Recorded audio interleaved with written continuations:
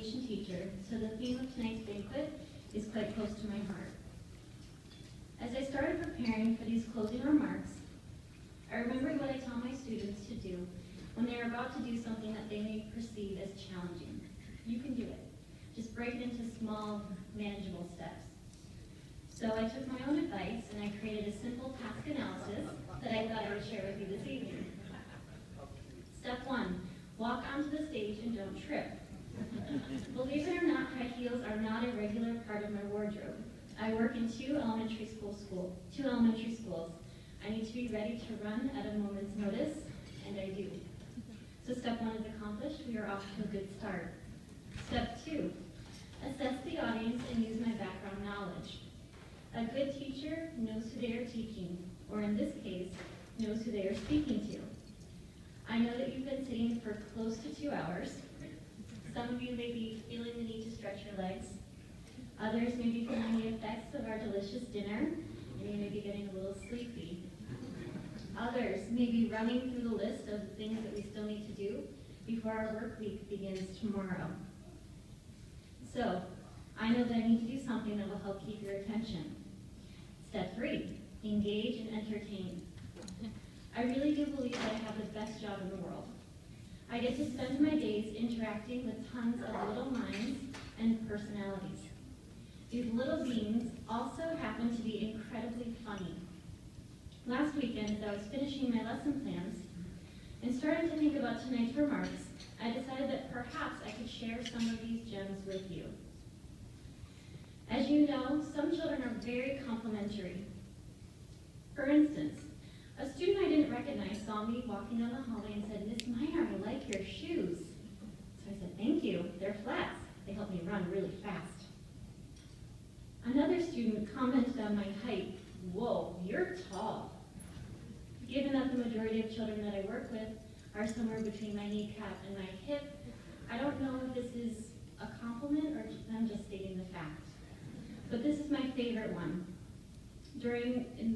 In the middle of what I thought was a really fun and engaging math lesson, my kindergartner opened her mouth really wide and she said, "My mouth is big, like you, like a dinosaur."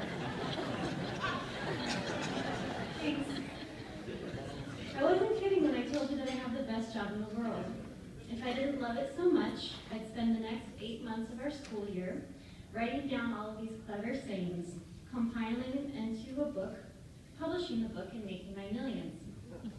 But then again, I would miss out on having a week, like last week, where I get to witness students subtracting 2- and 3-digit numbers with success for the very first time, watching one of my students take her first steps without holding up to her walker, her full-time nurse, or a physical therapist, helping a student how to practice how to waddle, because he was a penguin for Halloween, celebrating with a reluctant writer who finally found his voice when I gave him an iPad and told him that he could record his story.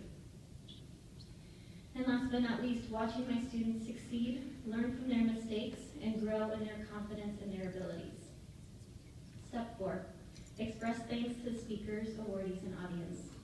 I really would like to congratulate each of our awardees for your contributions and your hard work within the field of education.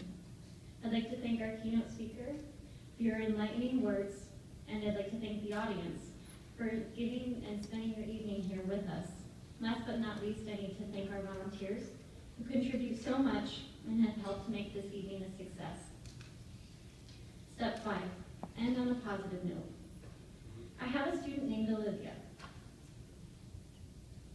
If you know me well, you've most likely heard me tell stories about this amazing little girl. At the beginning of last year, Olivia was speaking in 1- to 2-word utterances.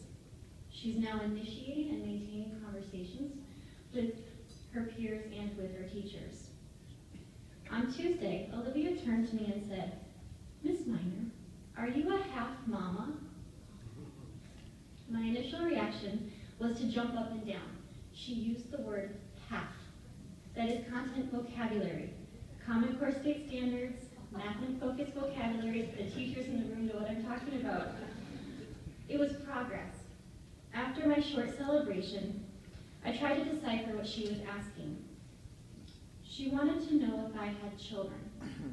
I can tell her that I'm not a mama, but I want to tell her the truth.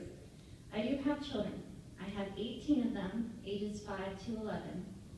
They're amazing, and they're beautiful, and they take up almost all of my free time after school and on the weekends. I fill my shopping carts with things that they need, or items that I know that they would like. I bring in extra snacks to share, not wanting them to know what it feels like to be hungry. I love them like a mama. So in fact, Olivia's question is a great one. Maybe I am half a mama, half teacher, half mama. Thank you again for coming this evening.